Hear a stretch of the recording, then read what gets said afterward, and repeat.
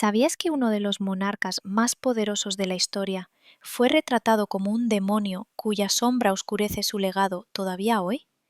Felipe II, el rey que gobernó un imperio donde no se ponía el sol, sigue envuelto en una polémica que hiela la sangre. Bienvenidos a esta historia fascinante sobre el hombre tras la corona negra, donde exploraremos las múltiples caras del rey prudente. Antes de adentrarnos en su vida y decisiones, te invito a dejar en los comentarios qué te imaginas cuando escuchas hablar de Felipe II, ¿un tirano cruel o un gobernante incomprendido? Queremos saber tu opinión para seguir construyendo esta historia juntos. Felipe II ascendió al trono en el siglo XVI, en el año 1556. Era un hombre rígido, devoto y extremadamente meticuloso, un verdadero símbolo del contrato entre poder y religión. Su gobierno no solo fue un reinado, sino una epopeya que marcó la política, la guerra y la fe de la época. Sin embargo, tras su figura se tejieron rumores, acusaciones y un sinfín de relatos que lo pintaron como un verdadero rey demonio. ¿Pero cuánta verdad hay en estas leyendas negras? Los enemigos de Felipe, tanto internos como externos, difundieron historias sobre su crueldad, su oscuro control y su supuesta obsesión por aplastar cualquier oposición. Estos relatos no solo buscaban desprestigiarlo, sino destruir la imagen de España como potencia mundial. En este documental desenterramos esas verdades, examinando con ojos críticos y atentos cómo nació esa leyenda y qué quedó como mito. Felipe II enfrentó desafíos titánicos desde el principio: rebeliones, intrigas palaciegas y una Europa dividida entre religiones y ambiciones. Pero fue más allá de ser solo un rey.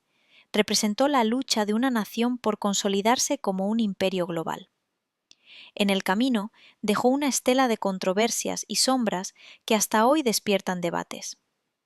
Prepárate para descubrir la historia detrás de la leyenda, para entender cómo un hombre pasó de ser un gobernante prudente a convertirse en el llamado rey demonio. Esta es la verdad que pocos se atreven a contar y que nosotros exploraremos juntos con rigor y pasión. Desde las brumosas tierras de Castilla nació un príncipe destinado a cargar con el peso de un imperio inmenso. Un niño que el destino moldeó en las sombras de un palacio lleno de secretos y ambiciones desmedidas. Felipe, hijo del gran Carlos, el emperador que unificó medio mundo bajo su cetro, creció rodeado de tutores estrictos y libros que hablaban de conquistas lejanas, de guerras santas y de un Dios que exigía obediencia absoluta. En aquellos años tempranos ya se vislumbraba en su mirada esa determinación fría que más tarde alimentaría las leyendas de un rey capaz de sacrificar todo por su visión de orden divino, mientras sus enemigos empezaban a susurrar que detrás de esa fachada piadosa se ocultaba un alma implacable. El joven Felipe viajó por Europa como un heredero en formación, aprendiendo los secretos del poder en las cortes de Italia y los Países Bajos, donde el aire estaba cargado de tensiones religiosas que pronto estallarían en llamas. Casado por primera vez con su prima María Manuela de Portugal, un enlace que prometía alianzas férreas pero que terminó en tragedia con la muerte de ella tras dar a luz a un heredero enfermizo, Carlos, cuyo destino trágico más tarde mancharía aún más la reputación de su padre. Aquel matrimonio no fue solo un lazo familiar, sino el primer paso en una red de uniones políticas que tejían el tapiz de su reinado, pero que también sembraron semillas de desconfianza entre las naciones rivales, quienes veían en Felipe al artífice de una monarquía que devoraba libertades en nombre de la fe católica. Cuando Carlos V abdicó en 1556, dejando a su hijo el trono de España junto con vastos territorios en Italia, los Países Bajos y las Indias, Felipe se encontró al mando de un coloso que rugía con el eco de las olas del Atlántico y el clamor de millones de súbditos. No era un rey guerrero como su padre, sino un administrador obsesivo que pasaba horas inclinado sobre mapas y despachos, dictando cada detalle desde su escritorio en la recién construida Villa del Escorial, un monasterio-palacio que se erigía como un símbolo de su devoción y su control absoluto. Allí, entre piedra fría y reliquias sagradas, se gestaban decisiones que enviaban flotas al Nuevo Mundo y ejércitos a fronteras hostiles, pero también se tejían los hilos de una Inquisición que perseguía herejías con mano de hierro, alimentando los primeros rumores de un monarca que prefería el fuego purificador a la misericordia. Sus rivales protestantes, especialmente en Inglaterra y los Países Bajos, no tardaron en pintar un retrato siniestro. Un rey que ordenaba torturas en sótanos secretos, que sacrificaba a sus propios familiares por ambición y que veía en cada disidente un demonio encarnado. Estas calumnias cruzaban mares en panfletos impresos en Ámsterdam y Londres, donde autores como Guillermo de Orange lo describían como un tirano sediento de sangre, exagerando ejecuciones y revueltas para justificar sus propias rebeliones. Sin embargo, Felipe respondía con pragmatismo calculado, fortaleciendo la armada y aliándose con el Papa para contrarrestar la reforma, en una danza mortal donde cada movimiento suyo era interpretado como prueba de su supuesta maldad inherente. En medio de este torbellino, el rey enfrentó la primera gran prueba de su carácter, con la muerte de su segunda esposa, María Tudor, la reina sangrienta de Inglaterra, quien había soñado con unir ambos reinos bajo la cruz católica. Su viudez lo dejó expuesto a nuevas intrigas matrimoniales, pero también profundizó su aislamiento emocional, un rasgo que sus detractores transformarían en la imagen de un hombre solitario y vengativo, capaz de envenenar rivales y aplastar sueños de libertad. Mientras las galeras españolas surcaban el Mediterráneo en busca de gloria, las sombras de la leyenda negra ya se alargaban, insinuando que el prudente no era más que un disfraz para el demonio que acechaba en su corazón. La corte bullía con nobles que murmuraban sobre su rigidez, sobre cómo centralizaba el poder excluyendo a la alta nobleza de las decisiones clave, relegándolos a meros espectadores de su maquinaria burocrática. Felipe, con su famosa frase de que no había dejado de gobernar ni un solo día, supervisaba informes de virreyes en Nápoles y México, equilibrando tesoros americanos con deudas crecientes por guerras eternas. Pero en cada carta sellada con su puño y letra, sus enemigos leían intenciones ocultas, profecías de un reinado que arrastraría a Europa a la oscuridad, mientras él simplemente luchaba por mantener unido un imperio al borde del abismo. Pronto, las tensiones en los Países Bajos estallarían en una rebelión que pondría a prueba su paciencia legendaria, donde iconoclasas destrozaban imágenes sagradas y nobles exigían libertades que él consideraba herejía pura. Felipe envió a su hermanastro Juan de Austria, un bastión de lealtad, pero las noticias de masacres y asedios solo avivaron las llamas propagandísticas que lo tildaban de monstruo. ¿Era este el mismo rey que financiaba catedrales y universidades, o el arquitecto de una tiranía que devoraba almas? A medida que las flotas traían oro de Potosí, las arcas se vaciaban en conflictos interminables, y la pluma de Felipe trazaba decretos que unían Portugal al imperio en 1580, un logro colosal que sus críticos rebautizaron como Conquista Rapaz. En las sombras de El Escorial, donde reliquias de santos custodiaban sus aposentos, el rey meditaba sobre profecías y ómens, convencido de que Dios lo había elegido para defender la fe verdadera contra el caos protestante. Pero fuera de sus muros, la Europa dividida susurraba que su prudencia era solo astucia demoníaca, lista para devorar naciones enteras. Este episodio de su vida temprana establece el escenario para las tormentas que vendrían, donde cada victoria militar se convertía en munición para sus calumniadores y cada acto de devoción en prueba de fanatismo. Felipe II no era un simple monarca, era el eje de un mundo en colisión, donde la línea entre héroe y villano se difuminaba en la niebla de la propaganda. La intriga apenas comienza, y las capas de su leyenda se deshojarán una a una en los episodios venideros. Las campanas de las catedrales repicaban con furia en los Países Bajos, mientras una tormenta de iconoclasia arrasaba las iglesias en 1566, con fanáticos protestantes destrozando estatuas de vírgenes y crucifijos en un frenesí que parecía invocar el fin de los tiempos católicos. Felipe II, desde la distancia de su escritorio en Madrid, recibía informes alarmantes que describían calles llenas de humo y escombros sagrados, un desafío directo a su autoridad que no podía ignorar sin poner en riesgo el frágil equilibrio de su imperio europeo. Envió al duque de Alba, un general de hierro conocido por su mano inexorable, para restaurar el orden, pero lo que siguió fue un torbellino de ejecuciones y consejos de sangre que sus enemigos transformaron en el epicentro de la leyenda negra, pintándolo como el orquestador de una carnicería sin precedentes. El duque de Alba llegó a Bruselas con un ejército disciplinado y estableció el Tribunal de Tumultos, un mecanismo judicial que juzgaba a rebeldes con rapidez letal, colgando a nobles y burgueses por igual en plazas públicas que olían a muerte y resentimiento. Felipe aprobó estas medidas con su habitual meticulosidad, convencido de que sólo el terror contenía la herejía que amenazaba con devorar sus provincias del norte. Pero las noticias de miles de cabezas rodando alimentaron panfletos en inglés y holandés que lo retrataban como un vampiro real, bebiendo la sangre de inocentes para saciar su sed de poder absoluto. Guillermo de Orange, el silencioso al principio pero rugiente después, se erigió en líder de la resistencia, publicando apócrifas cartas supuestamente firmadas por el rey que ordenaban genocidios, forjando así las primeras cadenas de la leyenda que lo demonizaba. Mientras Alba aplastaba focos rebeldes en una guerra de guerrillas que drenaba las arcas españolas, Felipe lidiaba con el vacío dejado por su tercer matrimonio fallido, la francesa Isabel de Valois, cuya muerte prematura en 1568 lo sumió en un duelo privado que sus cortesanos interpretaban como cálculo frío para alianzas futuras. Envió refuerzos navales para proteger convoyes de Flandes, pero cada galeón hundido por corsarios hugonotes era celebrado en París como victoria sobre el demonio español, extendiendo la propaganda que lo acusaba de envenenar a sus esposas y conspirar contra reinas protestantes.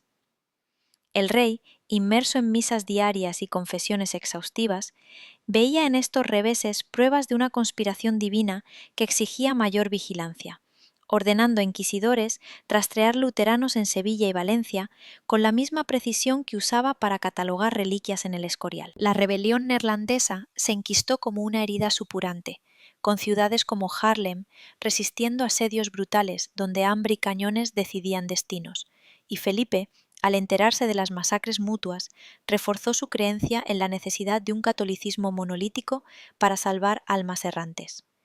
Sus enemigos, desde la corte de Isabel de Inglaterra hasta impresores calvinistas en Ginebra, multiplicaban relatos de sótanos inquisitoriales llenos de gritos, exagerando autos de fe para crear la imagen de un monarca que sacrificaba súbditos en altares paganos disfrazados de cristianos.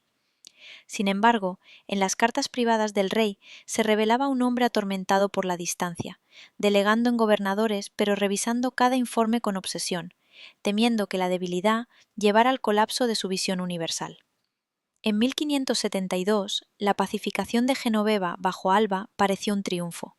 pero el príncipe de Orange contraatacó con un ejército mercenario que obligó al duque a replegarse, dejando a Felipe ante la disyuntiva de enviar a su hermanastro bastardo, Juan de Austria, un héroe de Lepanto cuya juventud y carisma contrastaban con la rigidez del rey. Juan llegó con promesas de perdón, pero la desconfianza mutua estalló en tratados frágiles como el de Arras y Gante, donde nobles flamencos jugaban a dos bandas entre lealtad y traición. La propaganda inglesa, orquestada por maestros de la intriga como Francis Walsingham, inundaba Europa con grabados de Felipe como un ogro coronado, rodeado de hogueras y cadenas, consolidando la narrativa de un rey cuya prudencia era solo máscara para sadismo. Mientras tanto, en el sur, las Alpujarras ardían con el levantamiento morisco de 1568, donde antiguos musulmanes convertidos a la fuerza alzaron montañas contra el yugo cristiano, saqueando aldeas y invocando espíritus de un Al-Ándalus perdido. Felipe despachó al marqués de Mondéjar y luego a don Juan del Águila, permitiendo represalias feroces que diezmaron valles enteros, y aunque el levantamiento se sofocó en 1571 con deportaciones masivas, sus críticos lo acusaron de genocidio sistemático, alimentando la leyenda de un monarca que expulsaba razas enteras para purificar su sangre imperial. El rey justificaba estas acciones como defensa de la fe única, pero en las sombras de la propaganda se convertían en pruebas de su supuesta herencia demoníaca, un rey que odiaba la diversidad tanto como amaba el oro americano. Juan de Austria, tras breves esperanzas de reconciliación, murió en 1576 en Namur, víctima de fiebres, o quizás veneno, según los rumores que volvieron a señalar a Felipe como parricida de sus propios vástagos ilegítimos. El rey lloró en privado, pero nombró al archiduque Mateo para sucederlo, mientras la guerra se enquistaba en un ciclo de asedios y emboscadas que costaban millones de ducados traídos de Potosí. en Inglaterra, Isabel I financiaba a rebeldes holandeses con astucia mercantil, rechazando el noviazgo con Felipe que una vez se negoció, y convirtiendo cada revés español en himno a su virginidad protestante contra el lujurioso déspota católico. La corte de Madrid hervía con disensiones, donde secretarios como Antonio Pérez tramaban en las sombras, filtrando documentos que Alba usaba para purgas internas,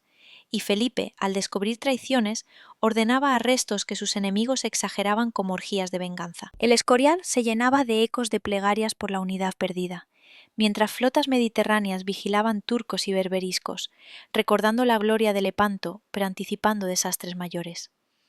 Cada decreto real, desde impuestos sobre la lana flamenca hasta monopolios comerciales, era torcido en panfletos como tiranía económica, pintando a Felipe como un usurero que exprimía provincias hasta la muerte. Esta fase de rebeliones múltiples tensó los hilos de su imperio como nunca, revelando grietas que la leyenda negra explotaría sin piedad, transformando decisiones pragmáticas en monstruosidades. Felipe persistía, catalogando mapas de Flandes junto a anatomías de santos, pero el mundo exterior ya lo veía no como prudente, sino como el arquitecto de un infierno terrenal. Las tormentas se avecinaban con mayor furia, prometiendo revelaciones que pondrían a prueba los límites de su leyenda y su legado eterno. El humo de las hogueras inquisitoriales aún flotaba en el aire de Flandes, cuando un nuevo frente se abrió en el horizonte atlántico, donde la reina Isabel de Inglaterra emergía como una víbora astuta que picaba los talones del Imperio español con corsarios que saquearon galeones cargados de tesoros americanos.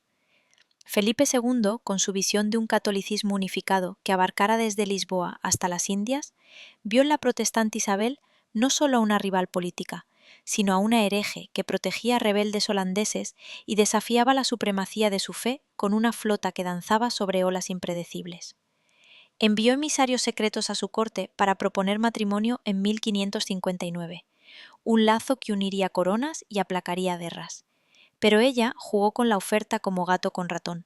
retrasando respuestas mientras sus barcos ingleses hundían presas españolas en el canal, sembrando las primeras semillas de una venganza que la propaganda transformaría en cruzada demoníaca. Años después, con los Países Bajos en llamas y Drake asolando puertos en el Pacífico, Felipe acumuló agravios que justificaban una invasión divina, ordenando en 1588 la preparación de la Gran Armada, una flota colosal de 132 naves y casi 30.000 hombres que zarpó desde Lisboa bajo el mando del duque de Medina Sidonia, un noble leal pero marinero novato en mares traicioneros.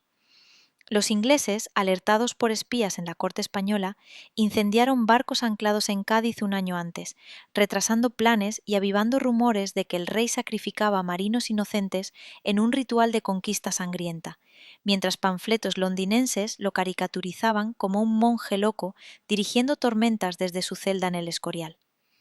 La Armada navegó unida al principio, transportando tropas para unirse a Parma en Flandes, pero vientos furiosos y fuegos griegos ingleses en gravelinas dispersaron la formación, enviando galeones a costas irlandesas donde supervivientes fueron masacrados por lugareños hostiles. Felipe recibió las noticias del desastre con estoicismo legendario,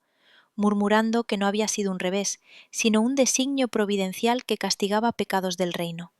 Pero sus enemigos celebraron la derrota como el castigo divino al demonio español, que pretendía someter naciones libres bajo yugo católico. La propaganda inglesa multiplicó el relato, exagerando pérdidas a 40.000 almas ahogadas y pintando al rey como un tirano incapaz de compasión, cuyo orgullo imperial arrastraba súbditos al abismo marino, mientras en realidad España reconstruyó su armada en meses y contraatacó con raids en las Azores que ahuyentaron flotas inglesas. Isabel, coronada como defensora de la fe protestante, financiaba a hugonotes franceses y neerlandeses con oro robado a España, tejiendo una red que convertía cada galeón hundido en himno contra el prudente, convertido en ogro por plumas venenosas. Paralelamente en la península, la muerte de Sebastián de Portugal en 1578 en África abrió un vacío sucesorio que Felipe reclamó con astucia diplomática, enviando al gran duque de Alba a invadir con ejércitos que aplastaron al prior de Crato en Alcántara y las Azores, unificando Iberia bajo su corona en 1580 como Felipe I de Portugal sin disparar apenas un tiro. Este logro monumental, que extendía su imperio desde Manila hasta Río de la Plata, fue torcido por críticos como acto de usurpación rapaz, donde el rey demonio devoraba reinos hermanos para engordar su monstruo burocrático, ignorando que tratados y legados dinásticos respaldaban su derecho mientras arcas portuguesas aliviaban deudas españolas. En Lisboa, virreyes leales administraban colonias asiáticas y africanas, pero rumores de opresión fiscal avivaron la leyenda de un monarca que exprimía pueblos hasta la muerte para financiar guerras eternas. En Francia, las guerras de religión estallaban como volcanes, con Enrique de Navarra liderando hugonotes contra la Liga Católica, que Felipe financiaba con millones de ducados para preservar el catolicismo galo, viendo en la masacre de San Bartolomé de 1572 una purga necesaria, aunque sangrienta, que sus aliados exageraron para horrorizar Europa. Secretarios como Antonio Pérez tramaban en sombras, huyendo tras el asesinato de Escobedo en 1579 y acusando al rey de conspiraciones palaciegas, que alimentaron panfletos exiliados pintándolo como parricida y manipulador de puñales en la noche. Felipe, desde su escritorio, juzgaba procesos con frialdad, ordenando ejecuciones que Pérez transformó en orgías de venganza real, extendiendo la sombra negra hasta cortes aliadas que susurraban sobre un soberano cuya piedad era hipocresía para encubrir sadismo. El Escorial bullía de actividad febril, con arquitectos finalizando la basílica donde reliquias de santos custodiaban aposentos reales, y Felipe pasaba horas catalogando manuscritos mientras galeras mediterráneas vigilaban berberiscos tras Lepanto. Sus médicos notaban gota y fiebres recurrentes, pero él persistía en vigilias nocturnas revisando informes de virreyes en México y Nápoles, equilibrando influxos de plata americana con bancarrotas que declaraba para reestructurar deudas con banqueros genoveses. Nobles portugueses murmuraban sobre centralización madrileña que marginaba sus cortes, y en Aragón, Antonio Pérez encontró refugio antes de ser extraditado en un tumulto que dejó calles empedradas de sangre, otro clavo en el ataúd de su reputación, donde la leyenda lo acusaba de sembrar discordia ibérica por puro capricho demoníaco. Mientras la guerra anglo-española se prolongaba con ataques ingleses a La Coruña en 1589 y Cádiz en 1596, Felipe respondía con contrainvasiones fallidas lideradas por Drake, muerto en venganza divina, manteniendo mares disputados donde cada naufragio era profetizado como juicio contra el rey hereje por protestantes. En los Países Bajos, el duque de Parma sitiaba Amberes en 1585, con diques que inundaban campos, una táctica brutal que salvó provincias leales, pero fue exagerada como diluvio bíblico ordenado por un monarca sádico que ahogaba súbditos rebeldes. Parma, héroe de Lepanto y unificador ibérico, murió agotado en 1593, dejando a Felipe ante sucesores menos capaces, mientras la independencia holandesa se fraguaba en tratados de paz parciales. La corte madrileña se llenaba de válidos, como Cristóbal de Moura, que filtraban consejos, pero Felipe rechazaba delegar poder absoluto, gobernando con pluma temblorosa pese a enfermedades que lo postraban en camas empapadas de sudor. Inquisidores purgaron criptojudaizantes en Toledo, con autos de fe que quemaban 50 herejes en 1596, actos de justicia eclesiástica que propaganda calvinista multiplicó por 10 para crear imágenes de España como horno infernal dirigido por su rey piadoso pero despiadado. En Indias, virreyes sofocaban revueltas indígenas, en Perú con mano firme, enviando informes que Felipe anotaba con precisión, ignorando acusaciones de genocidio que pintaban su imperio como máquina devoradora de almas nativas. Esta era de armadas fracasadas y uniones forzadas tensó el tapiz imperial hasta el límite,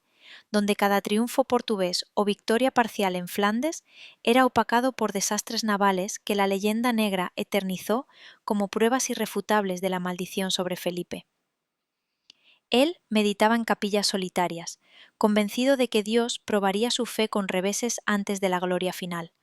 Pero Europa ya lo juzgaba no como prudente, sino como el rey cuya ambición desataba tormentas literales y metafóricas.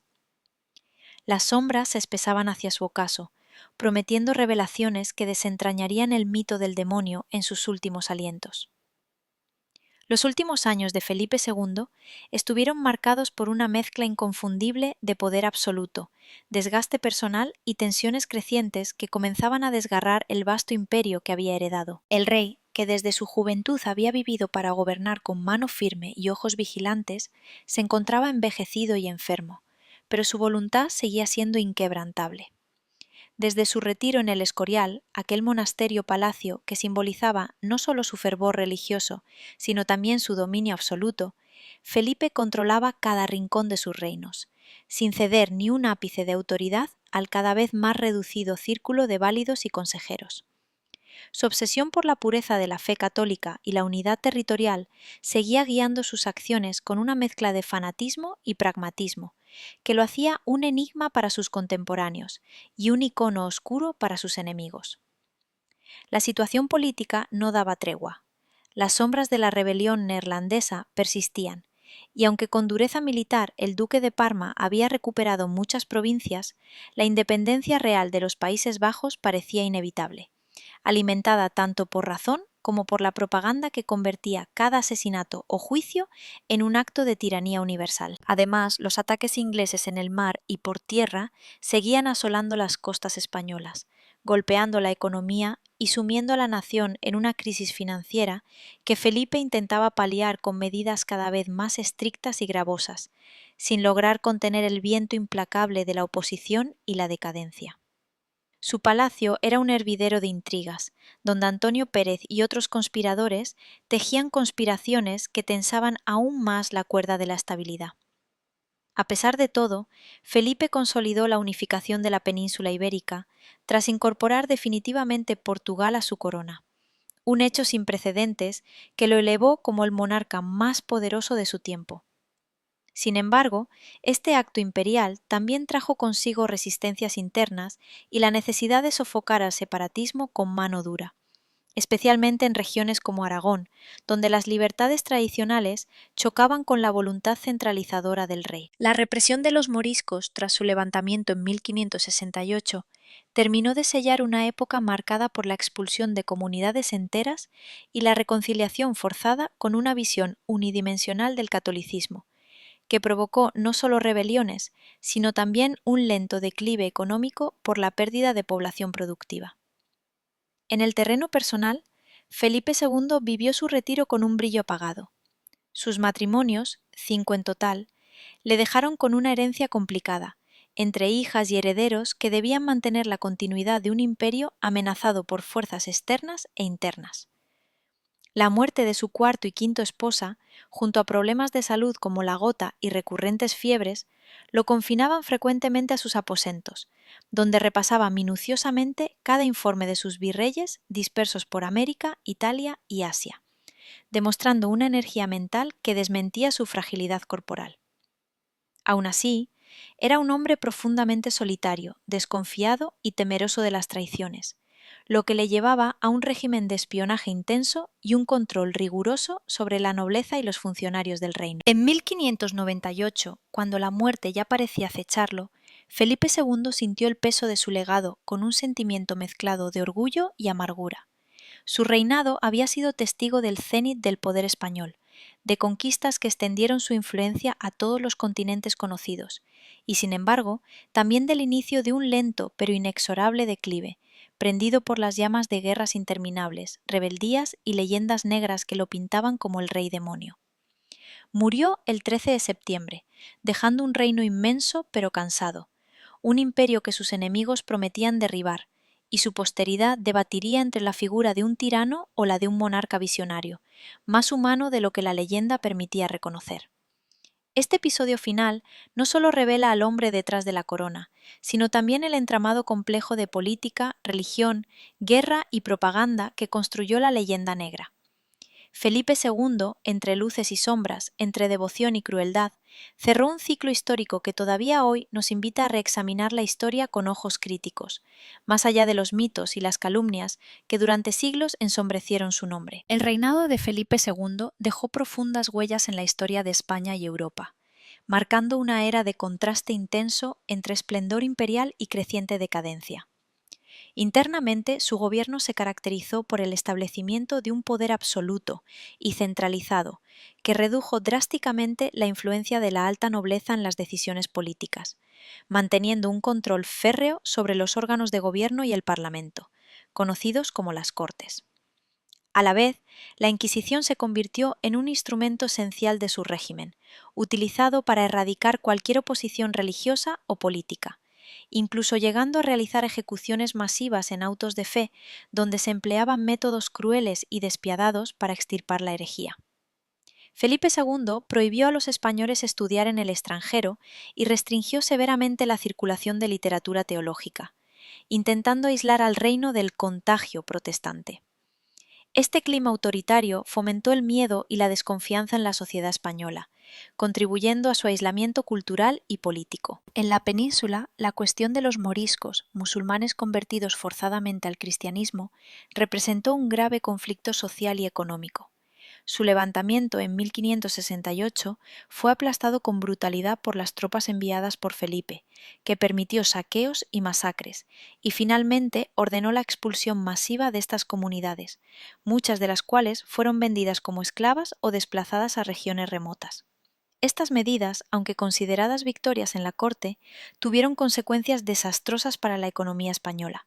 ya que la expulsión de estos pobladores afectó la agricultura y el comercio, sumiendo al país en un proceso de empobrecimiento gradual que comenzó a notarse ya durante el siglo XVI. La política económica de Felipe también fue fuente de tensión. La imposición de altos impuestos y la monopolización del comercio con las colonias americanas crearon un marco riguroso y muchas veces asfixiante para los comerciantes y artesanos, especialmente en regiones como los Países Bajos, donde prohibió el comercio con el Nuevo Mundo y aumentó drásticamente los impuestos sobre productos clave como la lana. Estas decisiones, combinadas con la guerra constante contra rebeldes y potencias extranjeras, llevaron al cierre de talleres y al desempleo masivo, contribuyendo al estallido de rebeliones y exilios. La opulencia exhibida en la corte contrastaba fuertemente con la realidad social de una población que sufría las consecuencias de un Estado cada vez más rígido y centralizador. En el ámbito exterior, la anexión de Portugal en 1580 supuso un logro estratégico que extendió notablemente el alcance territorial de la corona española, unificando la península ibérica, y heredar las posesiones portuguesas en Asia, África y América. Sin embargo, esta unión no estuvo exenta de resistencias internas ni problemas administrativos que afectaron la estabilidad a largo plazo. Las constantes guerras con Inglaterra y las rebeliones en los Países Bajos agotaron los recursos españoles y erosionaron la capacidad militar y económica del imperio. Los fracasos en la guerra naval, especialmente la derrota de la Armada Invencible en 1588, no solo supusieron un golpe militar, sino también un impacto simbólico que minó el aura de invencibilidad que Felipe había cultivado. En resumen, el reinado de Felipe II fue una etapa de esplendor imperial plasmado en grandes conquistas y un aumento del dominio territorial, pero también de severas políticas autoritarias, represión religiosa, tensiones sociales y económicas y desafíos militares que marcaron el inicio del declive gradual de la hegemonía española en Europa. La consolidación del absolutismo, el uso de la Inquisición como herramienta de control y las guerras constantes dejaron un legado complejo donde la leyenda negra encontró un terreno fértil para construir su mito, reflejando tanto las sombras como la luz del último gran monarca medieval de Europa. La leyenda negra que envolvió a Felipe II no surgió de la nada, sino que fue meticulosamente tejida por sus enemigos políticos y religiosos en un esfuerzo propagandístico que transformó hechos reales en monstruosidades exageradas, destinadas a deslegitimar el poder español en Europa. Desde las imprentas de Ámsterdam y Londres hasta las cortes protestantes de Alemania y los salones hugonotes de París, panfletos y libelos inundaban el continente con relatos sensacionalistas que pintaban al rey como un tirano sanguinario obsesionado con torturas y hogueras, exagerando ejecuciones inquisitoriales hasta convertirlas en genocidios masivos, y atribuyéndole crímenes como el envenenamiento de sus esposas o el asesinato de sus propios hijos para encubrir ambiciones ocultas. Autores como Guillermo de Orange en su Apología y el holandés Antonio del Corro publicaban supuestas cartas reales ordenando masacres en Flandes, documentos falsos que circularon como verdades reveladas y que alimentaron una narrativa donde Felipe aparecía no como un monarca católico defensivo, sino como un demonio encarnado que sacrificaba almas en altares de poder absoluto. Esta campaña sistemática tuvo raíces profundas en la rivalidad religiosa desatada por la Reforma protestante, donde España se erigía como baluarte del catolicismo y Felipe como su paladín implacable, financiando la contrarreforma con millones de ducados, mientras sus rivales veían en cada auto de fe una prueba de barbarie medieval, opuesta al progreso ilustrado que pretendían encarnar. En Inglaterra, bajo Isabel I, maestros de la intriga como William Cecil y Francis Walsingham orquestaban grabados macabros donde el rey aparecía con cuernos y tridente dirigiendo inquisidores con máscaras de verdugos, acompañados de textos que multiplicaban por 10 las víctimas de Alba en los Países Bajos y acusaban a Felipe de conspirar contra la reina virgen para imponer un yugo papista que devoraría libertades anglosajonas. Estos libelos cruzaban el canal en barcazas comerciales y se leían en tabernas de Plymouth, donde marineros como Francis Drake juraban venganza contra el demonio español que hundía sus presas en nombre de una fe fanática. Holandeses calvinistas contribuyeron con voracidad al mito, publicando en Leiden y Utrecht crónicas apócrifas del Tribunal de Tumultos, donde Alba ejecutaba a miles en un solo día. Cifras infladas que ignoraban ejecuciones judiciales por rebelión armada y las masacres mutuas durante la iconoclasia, transformando una guerra civil sangrienta en un holocausto orquestado por un rey sádico que disfrutaba leyendo listas de ahorcados desde su celda en el Escorial. Las guerras de propaganda se extendieron a Francia, donde hugonotes exiliados tras San Bartolomé escribían panfletos acusando a Felipe de instigar masacres católicas para unir reinos bajo su cetro demoníaco, aunque en realidad su apoyo a la Liga era diplomacia calculada para contrarrestar la amenaza protestante en un vecino poderoso. Incluso en Italia, aliados nominales como Venecia susurraban sobre la rigidez española que ahogaba el Renacimiento con cruces inquisitoriales, sembrando dudas en una opinión pública europea ávida de chismes regios. El origen intelectual de esta leyenda se remonta a figuras como el holandés Justo Lipsio, quien inicialmente condenó la tiranía española, pero luego matizó sus excesos, aunque sus primeras obras sirvieron de combustible para detractores que citaban selectivamente para reforzar la imagen de un Felipe monstruoso. En el Nuevo Mundo, misioneros jesuitas y franciscanos enviaban informes de conversiones pacíficas que contrastaban con relatos de conquistadores crueles exagerados por ingleses para justificar sus propias incursiones piratas en el Caribe, pintando todo el imperio como una máquina de exterminio dirigida por un soberano que prefería el oro manchado de sangre indígena a la salvación de almas. La unificación con Portugal en 1580 fue rebautizada como Acto de Rapacidad Imperial, donde Felipe devoraba reinos hermanos, ignorando derechos dinásticos y el apoyo de la nobleza lusitana, convirtiendo un triunfo en prueba de avaricia insaciable. Autores protestantes como el inglés John Foxe en sus Actas y Monumentos compilaban martirologios donde españoles aparecían como dragones bíblicos persiguiendo fieles, extendiendo la leyenda a Alemania, donde luteranos veían en la Armada Invencible de 1588 no una flota, sino una armada del Anticristo, enviada por Felipe para sumir Europa en tinieblas papales.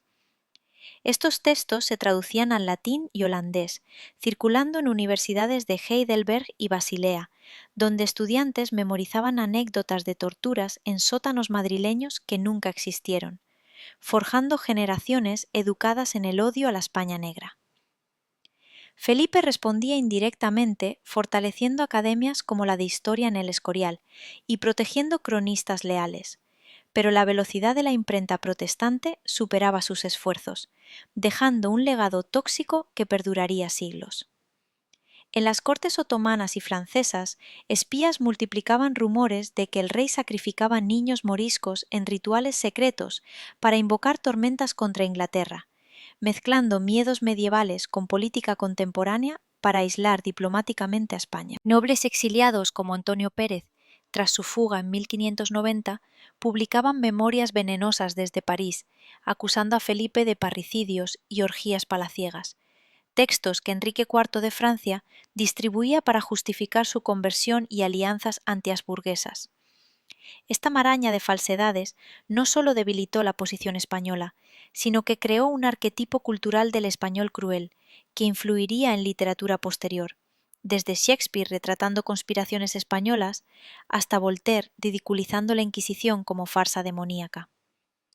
La leyenda negra explotó vulnerabilidades reales, como las bancarrotas fiscales de Felipe, interpretadas no como consecuencia de guerras defensivas, sino como usura real que exprimía colonias hasta la muerte,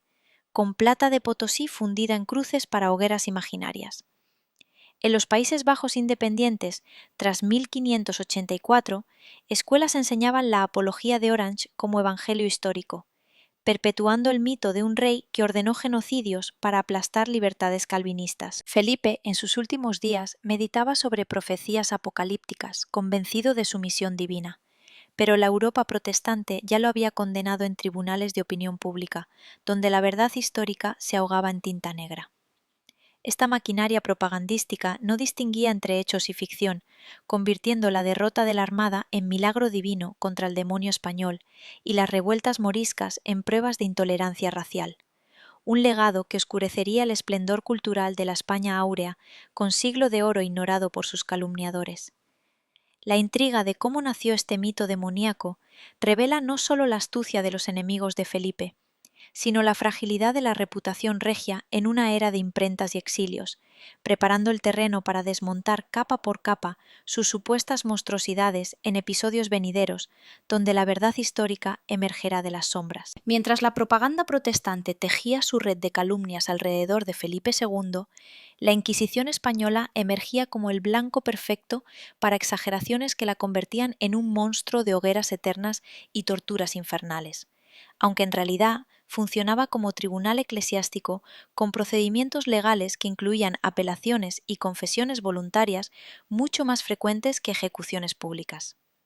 Fundada en 1478 por los reyes católicos para unificar la fe en un reino recién conquistado, bajo Felipe alcanzó su apogeo como herramienta de control estatal que perseguía no solo herejías luteranas, sino también bigamias, blasfemias y prácticas judías cripto entre conversos, con inquisidores locales supervisados desde Madrid para evitar abusos locales, pero alimentando rumores de sótanos llenos de grilletes, donde víctimas imaginarias gritaban noches enteras. Los autos de fe.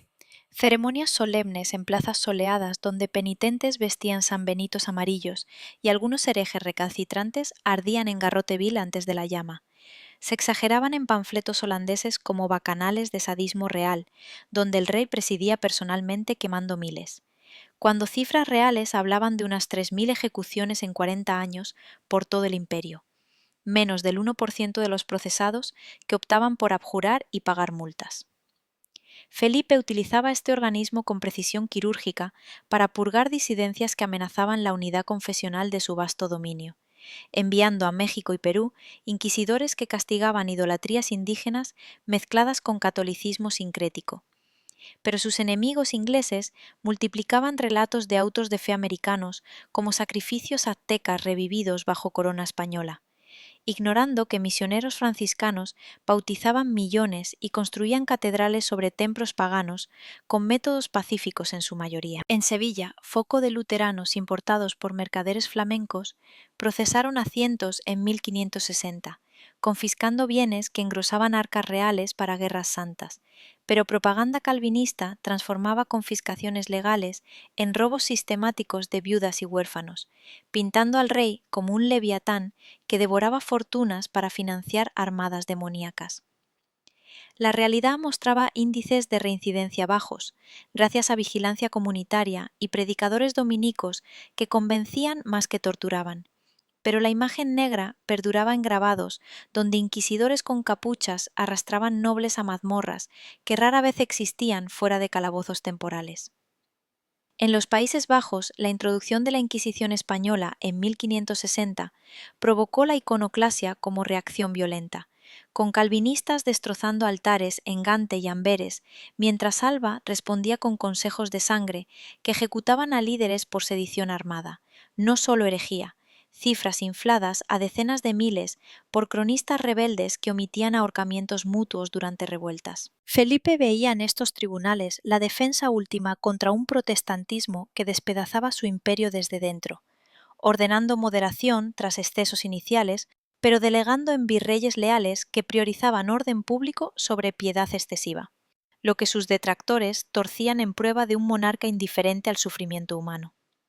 En Aragón, la persecución de Antonio Pérez involucró inquisidores locales contra privilegios forales, culminando en tumultos de 1590, donde turbas mataron al Justicia, permitiendo a Felipe reformar fueros sin sangre masiva, pero ganando fama de destructor de libertades ancestrales.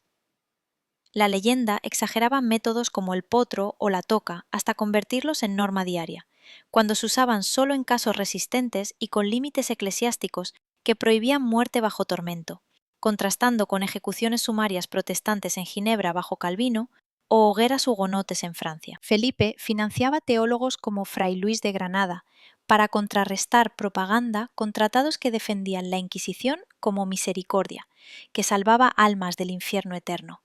Pero imprentas londinenses producían volúmenes masivos de horrores ficticios que llegaban a tabernas de Lisboa disfrazados de romance negro.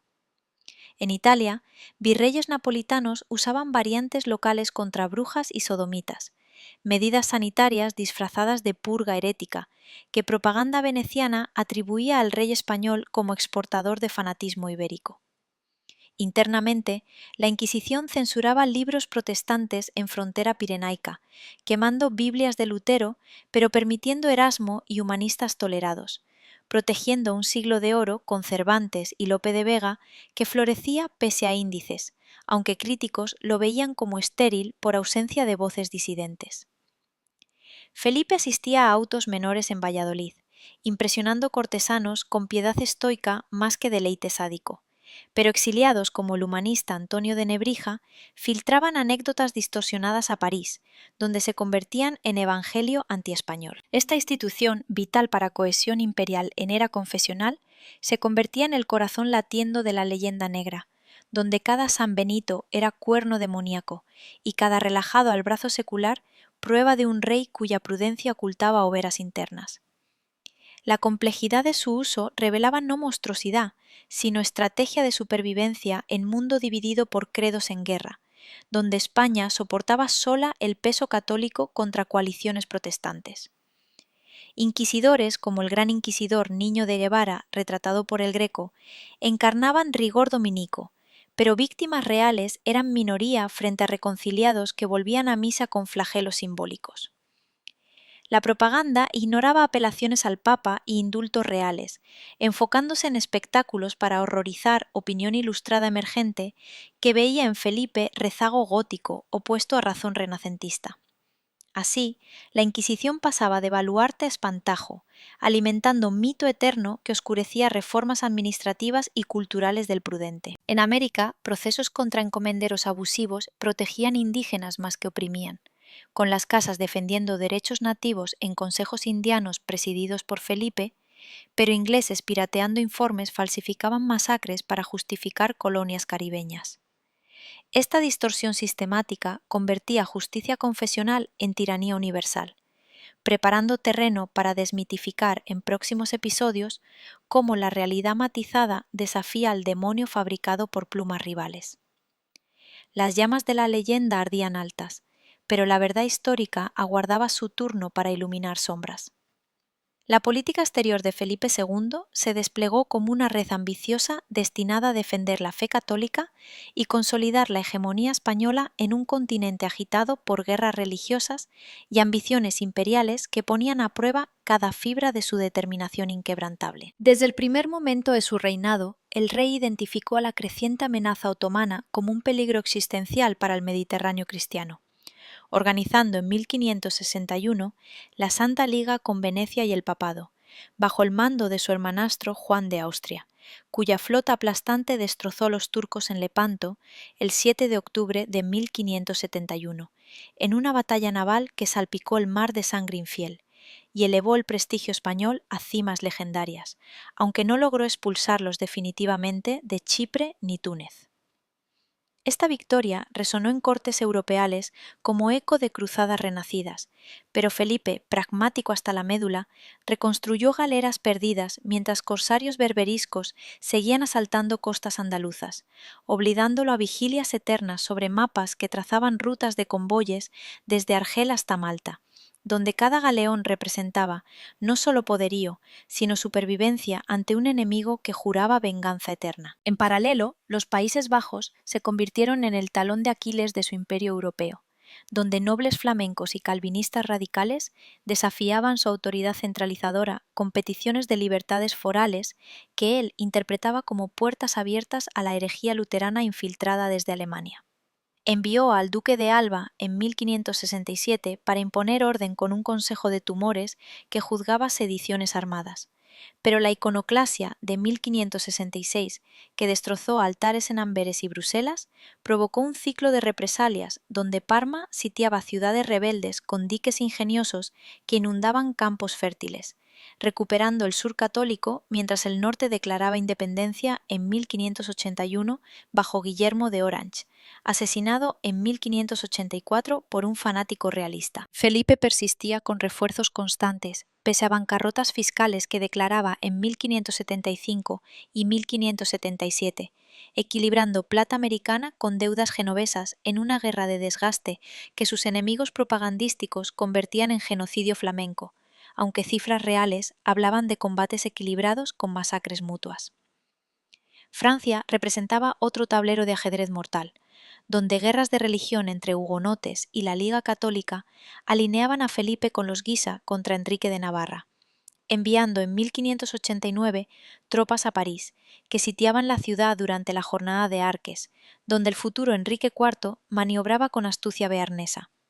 Apoyó la masacre de San Bartolomé en 1572 como purga necesaria, aunque sangrienta, que estabilizaba fronteras pirenaicas, financiando con millones de ducados mercenarios que desembarcaban en Normandía y Languedoc para aplastar enclaves protestantes, mientras diplomacia papal buscaba coronar un rey católico en el Louvre. Esta intervención prolongada renaba arcas, pero preservaba un vecino católico contra coaliciones antihabsburguesas,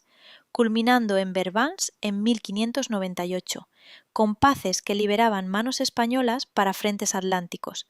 aunque Enrique se convertía oportunistamente en 1593 para heredar un trono dividido.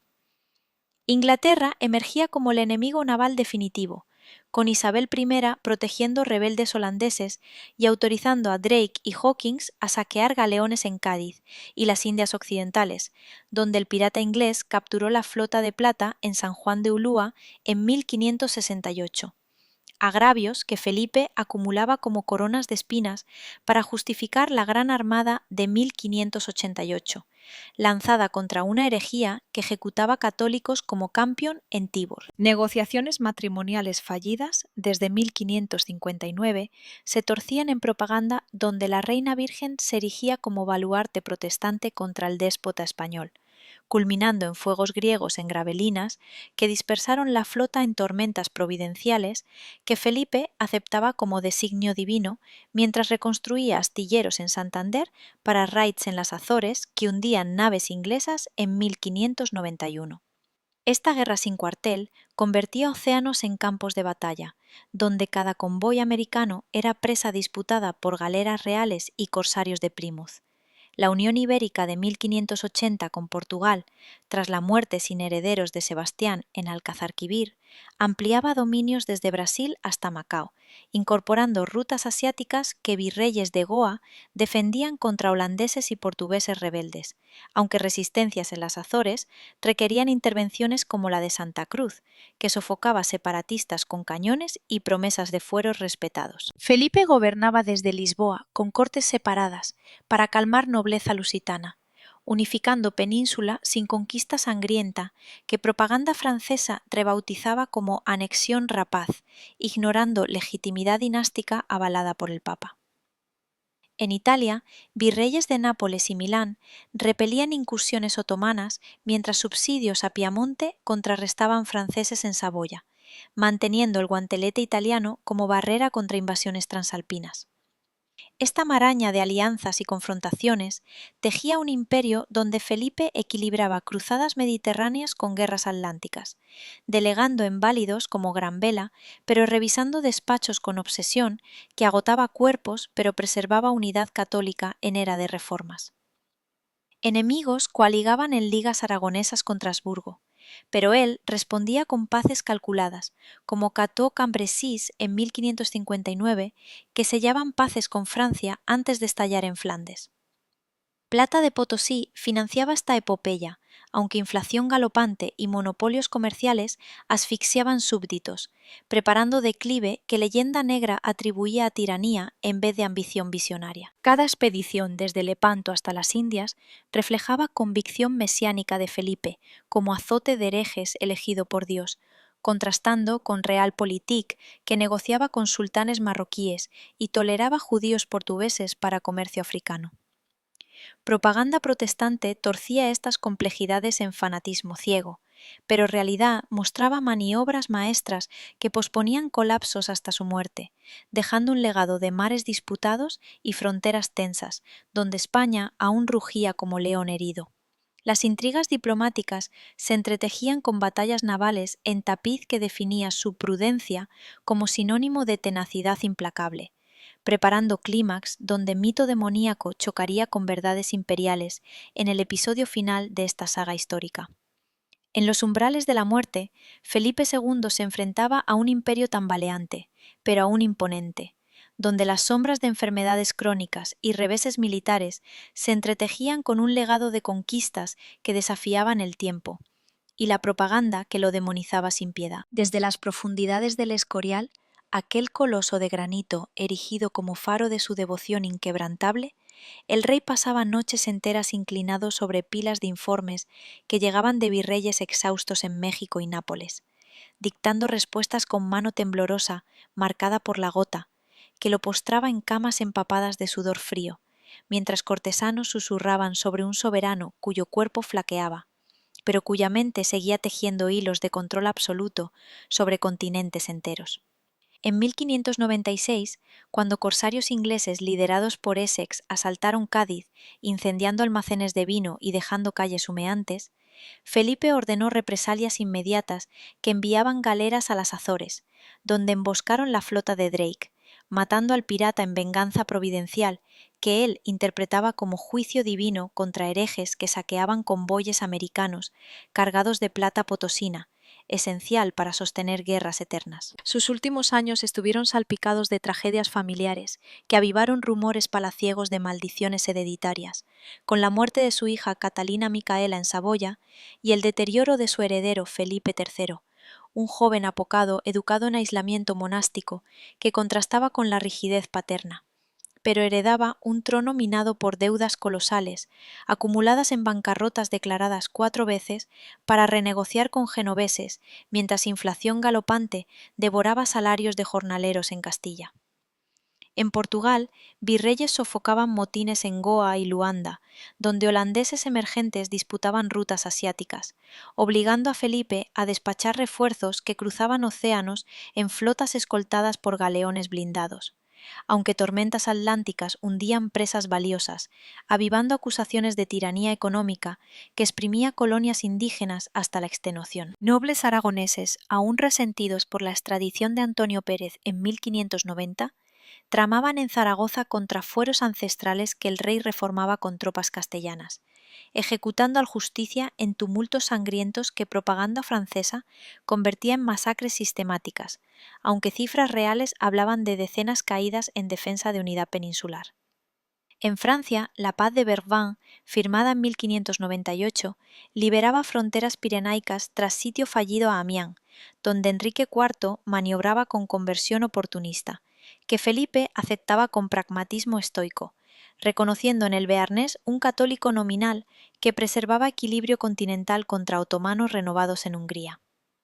Mientras tanto, en los Países Bajos, Mauricio de Nassau sitiaba Breda en 1597, con hambre que rendía plazas sureñas leales, pero consolidaba república calvinista en el norte, drenando arcas españolas con subsidios que el rey aprobaba, pese a tesorería vacía donde virreyes flamencos suplicaban treguas que Felipe rechazaba por principio de fe innegociable. Inquisidores culminaban purgas en Lima contra chamanes incas sincréticos, enviando informes de conversiones masivas que contrastaban con relatos ingleses de genocidios americanos donde encomenderos abusivos eran juzgados en audiencias indias presididas por su pluma remota. El Escorial se convertía en mausoleo viviente donde reliquias de 7000 santos custodiaban aposentos reales llenos de relojes que marcaban horas de oración y despacho, con arquitectos como Juan de Herrera finalizando panteones que albergaban generaciones asbúrgicas en un ritual de continuidad dinástica que propaganda protestante ridiculizaba como necrópolis pagana erigida con sangre morisca. Felipe confesaba diariamente pecados imaginarios a dominicos leales, temiendo juicio divino por tolerancias pasadas como judíos portugueses en Oporto que financiaban comercio africano, mientras médicos portugueses recetaban aguas termales en la Fadrique que aliviaban fiebres tercianas, pero no gangrena ascendente en piernas hinchadas. Cortesanos notaban su piedad extrema en vigilias donde rezaba por almas de rebeldes holandeses, convencido de que Dios probaba su prudencia con reveses antes de gloria eterna, aunque Europa celebraba su debilidad como ocaso del demonio español. En septiembre de 1598, con fiebres que lo consumían en aposentos perfumados de incienso, Felipe dictó testamento, reconociendo a Felipe III como sucesor y aconsejando moderación en Flandes, aunque persistencia católica, murmurando frases como no haber dejado de gobernar ni un día en 42 años de cetro, que abarcó desde Lepanto hasta Potosí. Murió el 13 de septiembre entre cirios y salmos, con cuerpo embalsamado en Panteón donde reliquias lo custodiaban eternamente, mientras su imperio rugía con ecos de grandeza que leyenda negra intentaba apagar, aunque siglo de oro literario, con Quevedo naciente, desafiaba mitos con plumas doradas. Nobles juraban lealtad al nuevo rey en misas fúnebres que llenaban Madrid de duelo oficial, aunque tabernas susurraban sobre fin de era tiránica, exagerada por panfletos londinenses que celebraban su partida como exorcismo europeo. Su muerte no extinguió controversias, sino que las inmortalizó, con cronistas reales como Cabrera de Córdoba defendiendo su memoria contra libelos que multiplicaban hogueras inquisitoriales por 100, mientras historiadores venecianos matizaban propaganda con tratados diplomáticos que revelaban astucia filipina en paces calculadas. Felipe II pasó a posteridad como eje de mundo bipolar, donde catolicismo chocaba con reformas, dejando un legado de mapas expandidos desde Manila hasta México, aunque grietas económicas presagiaban declives que sus enemigos atribuían a sadismo en vez de guerras defensivas inevitables. En tumbas del Escorial yace no demonio, sino monarca humano, forjado en deber absoluto, cuya sombra invita a generaciones a deshojar capas de mito para hallar verdad en archivos amarillentos y mares que aún llevan su eco. Esta saga concluye desentrañando al prudente, tras Corona Negra, demostrando cómo propaganda tejió demonio de decisiones pragmáticas en era de credos en llamas, invitando a reflexión profunda sobre héroes y villanos forjados por plumas rivales en tapiz histórico eterno. La muerte de Felipe II no apagó las llamas de la controversia, sino que las avivó en un imperio exhausto pero aún colosal que pasaba a manos de su hijo Felipe III, un joven de 20 años educado en la sombra monástica del Escorial,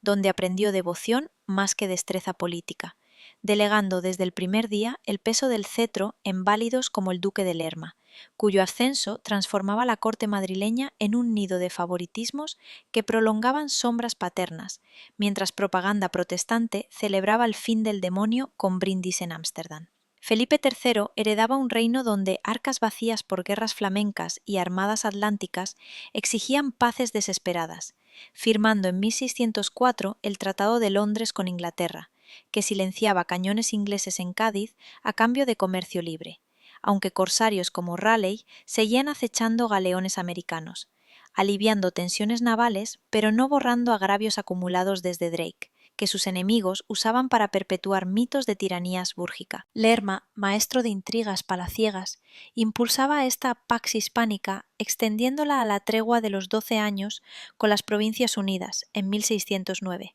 que liberaba Flandes del sangriento abrazo español, permitiendo subsidios holandeses a Mauricio de Nassau, aunque calvinistas independientes celebraban independencia como victoria sobre el yugo demoníaco de Felipe II, cuya leyenda se proyectaba ahora sobre su sucesor piadoso pero ausente. Internamente, el reinado de Felipe III se distinguía por la expulsión masiva de moriscos decretada en 1609, una medida radical impulsada por Lerma y el cardenal Sandoval, que veía en antiguos musulmanes convertidos una quinta columna turca infiltrada en Valencia y Aragón, donde revueltas pasadas como las Alpujarras aún resonaban en valles despoblados. Más de 300.000 moriscos abandonaron hogares rumbo a Berbería o muerte, en caminos polvorientos, dejando campos yermos que hundían agricultura castellana en hambrunas crónicas, mientras tejedores valencianos emigraban en masa, avivando acusaciones de genocidio económico, que propaganda francesa y holandesa multiplicaba por 10 para pintar a los Habsburgo como exterminadores raciales, aunque el rey justificaba la purga como defensa de fe pura heredada de su padre. Nobles compraban tierras abandonadas a precios irrisorios, enriqueciendo facciones cortesanas, pero empobreciendo reino entero, donde inflación por plata americana galopaba sin contrapeso productivo, culminando en pestes bubónicas de 1600 que diezmaban ciudades como Sevilla, perdiendo población en calles hediondas a cadáveres. La corte se mudó a Valladolid en 1601, por capricho de Lerma, que soñaba con renovación urbana, aunque corrupción rampante, con secretarios como Rodrigo Calderón, acumulando fortunas en villas suntuarias. Contrastaba con mendigos que pululaban plazas nevadas. Regresando a Madrid en 1606, a 1000 motines por impuestos que el válido esquivaba con indultos selectivos. Felipe III, devoto hasta la mística, compartía patronazgo con Santa Teresa, elevándola junto a Santiago en patronos duales de España, gesto piadoso que apaciguaba jesuitas pero irritaba a santiaguistas tradicionales, mientras Lerma se coronaba cardenal en 1605, acumulando prebendas eclesiásticas que olían a simonía para puristas cortesanos. Matrimonio con Margarita de Austria en 1599 producía herederos como el futuro Felipe IV, juramentado príncipe en 1608, aunque muerte prematura de la reina en 1611 avivaba rumores de brujería palaciega, que Calderón pagaría con garrote vil en 1624, bajo Felipe IV ansioso por limpiar legado paterno. En política exterior, paces iniciales daban respiro, pero Guerra de los 30 años estallaba en 1618, con España apoyando a Fernando II contra Federico del Palatinado en Bohemia, donde Spínola reconquistaba Valtellina, asegurando rutas flamencas, aunque holandeses renovaban hostilidades en 1621, rompiendo tregua con raids en Brasil, que amenazaban Imperio Lusitano.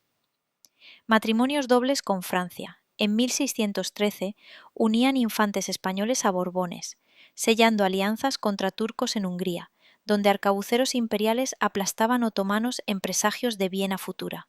aunque Lerma priorizaba chanchullos italianos sobre frentes remotos. En Italia, virreyes napolitanos repelían venecianos en Friuli, mientras Saboya maniobraba contra franceses en Saboya, manteniendo guantelete alpino que protegía Milán de invasiones galas, aunque tensiones con Paulo V por impuestos eclesiásticos tensaban lazos papales. Económicamente, bancarrotas heredadas se multiplicaban, con Lerma declarando quiebras en 1610, para renegociar deudas genovesas, aunque monopolios sobre lana y seda asfixiaban industria catalana, provocando revueltas en Zaragoza, que guardias reales sofocaban con saña discreta. Inquisición continuaba purgas contra luteranos en Bilbao y judaizantes en Toledo, con autos de fe anuales que quemaban 2 docenas recalcitrantes, aunque mayoría abjuraba multas lucrativas para arcas eclesiásticas, alimentando libelos holandeses que exageraban hogueras como rutina diaria, bajo válidos corruptos. Siglo de Oro florecía, con Lope de Vega estrenando comedias en corrales madrileños, y Velázquez pintando infantes en lienzos que inmortalizaban opulencia cortesana, aunque hambrunas rurales contrastaban con banquetes palaciegos, donde Lerma regalaba ducados a parientes. Hacia 1621, intrigas culminaban con hijo de Lerma, duque de Uceda, conspirando contra padre para heredar valimiento, aunque Felipe III persistía en cacerías y procesiones, donde rezaba por almas purgadas de moriscos, muriendo el 31 de marzo en Madrid a fiebres que médicos achacaban a excesos cinegéticos. Su legado marcaba transición de absolutismo felipino a validismo debilitante, donde paces temporales enmascaraban declives estructurales que Leyenda Negra atribuía a herencia demoníaca de Felipe II, prolongada en piadoso pero inepto sucesor. Nobles juraban lealtad a Felipe IV en misas donde ecos del Escorial recordaban prudente abuelo, cuya sombra guiaba a un imperio tambaleante hacia tormentas de catalanes y portugueses que estallarían en 1640. Esta continuación desentraña cómo Leyenda de Felipe II permeó reinado filial, transformando decisiones pragmáticas en pruebas de decadencia dinástica, donde válidos tejían redes que enredaban corona en chismes eternos, invitando a examinar con lupa archivos que revelan complejidades más allá de mitos negros forjados en imprentas rivales. El demonio palidecía, pero su eco resonaba en salones donde futuros reyes meditaban legados, entre luces doradas y sombras alargadas de imperio eterno. El ocaso del Imperio español en el siglo XVII se desplegó como un drama inexorable, donde las grietas abiertas bajo Felipe II se convirtieron en abismos bajo sus sucesores, culminando en la Guerra de Sucesión, que pulverizó mitos de invencibilidad y redibujó mapas europeos con tinta borbónica. Tras Felipe III, su hijo Felipe IV delegó en el conde-duque de Olivares un programa de unionismo que soñaba con integrar Castilla, Cataluña y Portugal en un estado centralizado, pero revueltas catalanas de 1640 estallaron en Barcelona con zaragocíes exigiendo fueros ancestrales, mientras portugueses proclamaban independencia en 1640, que duraría siglos, sofocadas con sangre, pero dejando corona exhausta donde arcas vacías por 30 años guerra renaban subsidios a Habsburgo alemanes contra suecos y franceses en Rocroi, 1643, donde Duque de Enghien destrozó tercios invictos, simbolizando fin de supremacía hispánica. La leyenda negra, alimentada por panfletos holandeses e ingleses, transformaba estos reveses en castigo divino al demonio felipino, cuya sombra prolongaba tiranía en válidos corruptos que exprimían colonias americanas con quintos reales que inflamaban revueltas indígenas en Potosí y Quito. Bajo Carlos II, último Austria, el imperio se desangraba en esterilidad dinástica, donde reina Mariana y bastardos como don Juan José intrigaban en palacios madrileños, mientras Francia de Luis XIV asediaba Flandes y el Rin, firmando Nimega 1678, paces humillantes que cedían Franche-Comté, aunque corsarios ingleses capturaban galeones en Vigo, 1697, hundiendo plata que financiaba hogueras inquisitoriales, ahora vistas como rezagos medievales por ilustrados europeos. Demográficamente, Castilla perdió cuarto población por pestes, expulsiones moriscas y emigración a Indias, donde virreyes sofocaban cacicazgos indígenas con mano floja, mientras inflación por metales preciosos devoraba jornales campesinos dejando campos incultos y manufacturas catalanas asfixiadas por monopolios castellanos que propaganda francesa ridiculizaba como usura imperial. Portugal, tras 12 años de independencia, aliaba con holandeses saqueando Ceilán y Pernambuco, probando rutas lusas que Felipe II unificara, extendiendo leyenda de rapacidad asbúrgica a válidos que negociaban paces desesperadas con turcos en Candía, 1669. La Guerra de Sucesión Española estalló en 1701, tras muerte sin hijos de Carlos II, que legaba todo a Felipe Anjou, nieto de Sol Rey, provocando coalición anglo-holandés-austriaca que desembarcaba en Gibraltar, 1704, clave mediterráneo, mientras catalanes proclamaban archiduque Carlos VI rey en Barcelona, persistiendo hasta 1714, asedio final, donde Felipe V sofocaba separatismos con decretos nueva planta, aboliendo fueros aragoneses y valencianos, unificando España bajo Borbones centralistas, aunque perdiendo italianas posesiones y Países Bajos que Austria reclamaba en Utrecht, 1713. Paces donde Inglaterra ganaba Menorca y comercio asientista en América socavando monopolio gaditano. Francia, exhausta por Malplaquet y Denan, veía fin sueños luisescos, aunque preservaba Felipe trono con renuncia a trono francés, redibujando Europa donde España pasaba de hegemonía a potencia secundaria, con Portugal independiente y Gibraltar británico eterno recordatorio de ubris imperial. Económicamente, siglo XVII vio colapso donde plata americana, 1.580 toneladas anuales, provocaba revolución precios, multiplicando pan por 6, mientras agricultura estancada por mayorazgos nobiliarios y expulsiones dejaba Madrid con 80.000 almas hambrientas en motines por impuestos que Olivares esquivaba con millones ducados. Siglo, oro cultural con Calderón y Zurbarán contrastaba miseria rural donde hidalgos ociosos pululaban cortijos improductivos, exportando lana bruta a Inglaterra, que manufacturaba telas rivales inundando Sevilla con tejidos flamencos. Ciclo vicioso que ilustrados como jovellanos denunciarían reformando latifundios en 18. Inquisición, baluarte felipino, purgas judaizantes en Mallorca, 1770. Pero perdía vigor ante jesuitas expulsados, 1767, por Carlos III bajo motín Esquilache, que Madrid rugía contra neapolitano ministro, simbolizando rechazo extranjeros en corona agotada. La leyenda negra culminaba victoria, propaganda donde Felipe II, demonizado como arquitecto de cadencia, perpetuaba imagen España intolerante, atrasada frente progreso protestante holandés, inglés, que construían imperios comerciales mientras Habsburgo sangraban cruzadas obsoletas. Realidad matizada revelaba imperio sobreextendido, sosteniendo catolicismo Europa. Contra otomanos luteranos coaligados, agotado guerras defensivas inevitables, en era confesional donde Lepanto y unificación ibérica brillaban pese sombras bancarrotas y revueltas.